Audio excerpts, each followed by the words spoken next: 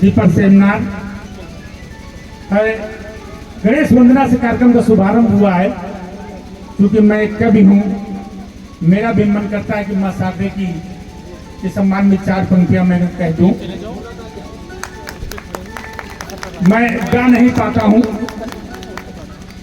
पढ़ता हूँ अपने तरीके से कि जो बीड़ा पे उंगली थिरकती न होती, जो बीड़ा पे उंगली थिरकती न होती, धवल धारणी कंठ बसती न होती, और तुम्हारी कृपा का न मिलता सहारा, तो कविता कला यूं चमकती न होती, तो कविता कला यूं चमकती न होती। बंधुओं, आज जैसा कि विषय है मुंशी प्रेमचंद, रेहान भाई ने मुंशी प्रेमचंद जी के बारे में आपको बताया। जहां तक मुंशी प्रेमचंद एक बड़ा नाम है साहित्य के क्षेत्र में। वाराणसी के पास समही गांव में उनका जन्म 31 जुलाई 1880 को हुआ था। बनारस के एक छोटे से कायस्थ परिवार में उनका जन्म हुआ। बहुत अच्छी उनकी स्थिति भी नहीं थी। उनके पिताजी डाक कर्मचारी हुआ करते थे। छोटा सा वेतन उसमें प्राप्त होता था, उसी से उनके परिवार का जीवन यापन चल रहा था। कुछ ही समय के बाद उनके पिताजी का देहावसान हो गया और मुंशी प्रेमचंद जी को, जिनका नाम धनपत राय श्रीवास्तव था, कायस्थ परिवार से जुड़े हुए थे, उन्होंने बच्चों को ट्यूशन पढ़ा करके अपनी शिक्षा दीक्षा ग्रहण की और बड़ी अच्छी शिक्षा प्राप्त की। मुंशी प्रेमचंद जी ने उपन्यास, कहानियां, बहुत से उपन्यास लिखे, लगभग 1.5 दर्जन उपन्यासों की रचना मुंशी प्रेमचंद द्वारा की गई और जो बहुत फेमस हुए।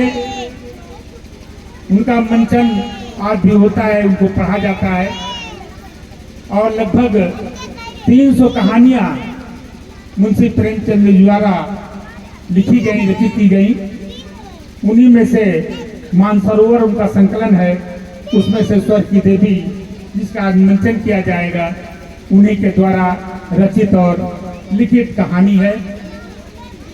मुंशी प्रेमचंद जी ने जो भी लिखा, भाई रेहान जी ने अभी बताया था कि उन्होंने मुंशी प्रेमचंद की कहानियां, उपन्यास, सबसे बड़ी चीज तो उन्होंने ये की कि उन्होंने हिंदी और उर्दू में दोनों में अपनी रचनाएं लिखी। बराबर का अधिकार उनको प्राप्त था, बराबर उनको ज्ञान था।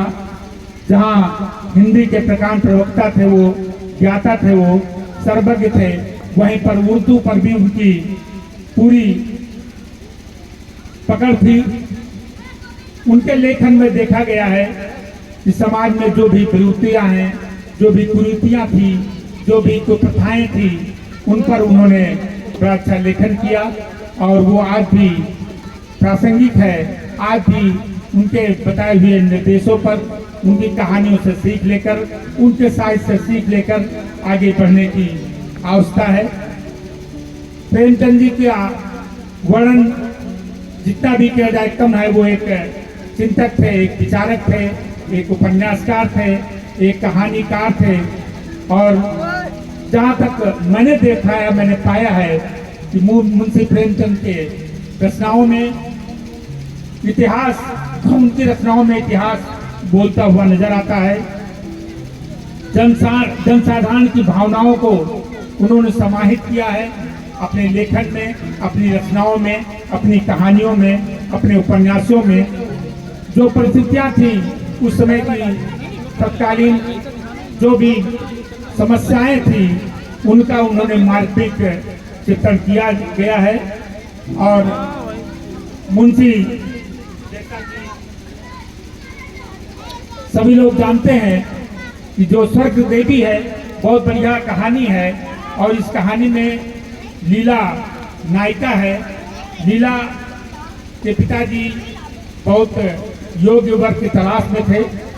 इत्तेफाक से उनको एक अच्छा सा घर तो मिल गया, लेकिन वर भी मिला, घर भी मिला, लेकिन वो बात जो उनके पिताजी चाहते थे वो नहीं मिल पाई। फिर भी एक नियत के विषय में क्या कहा जाए, और उस पर कुछ कहा भी नहीं जा सकता। नियत ने उनके साथ, लीला जी के साथ में, उनके पिताजी जैसा वर चाहते थे वो नहीं मिला, जैसा घर चाहते थे वो नहीं मिला।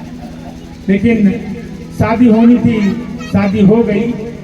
और लीला जी की सास बहुत ही तेज तर्रार थी, ससुर भी बहुत तेज तर्रार थे। कालांतर में कुछ दिनों बाद उनके ससुर की मृत्यु हो गई, सास की भी मृत्यु हो गई। लीला जी के 2 बच्चे हुए, दोनों बच्चे भी काल कवलित हो गए।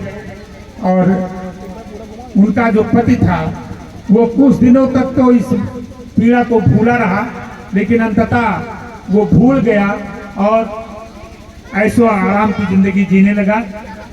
लीला जी ने एक दिन देख लिया कि ये इनकी स्थिति किस तरह की है, वहीं से वो प्रभावित हुई और उन्होंने, लीला जी ने अपने को चेंज किया। चेंज करने के बाद जब उनके पति ने लीला का रूप देखा, उनके मन में भी उनका हृदय परिवर्तन हुआ, उनके पति का भी हृदय परिवर्तन हुआ। और उसका परिणाम ये रहा कि वो लीला जी को अपना लिए और उन्होंने कहा कि लीला जी मेरे लिए स्वर्ग की देवी हैं। इस तरह से इस कहानी का नाट्य रूपांतरण अभी आप लोग देखेंगे। एक बार पुनः प्रेम जी की रचनाओं से, उनकी कहानियों से, उनके उपन्यासों से सीखने की आवश्यकता है, उनके पक्षियों पर चलने की आवश्यकता है, उनके सिद्धांतों पर चलने की आवश्यकता है। बहुत बहुत धन्यवाद। जय हिंद, जय भारत।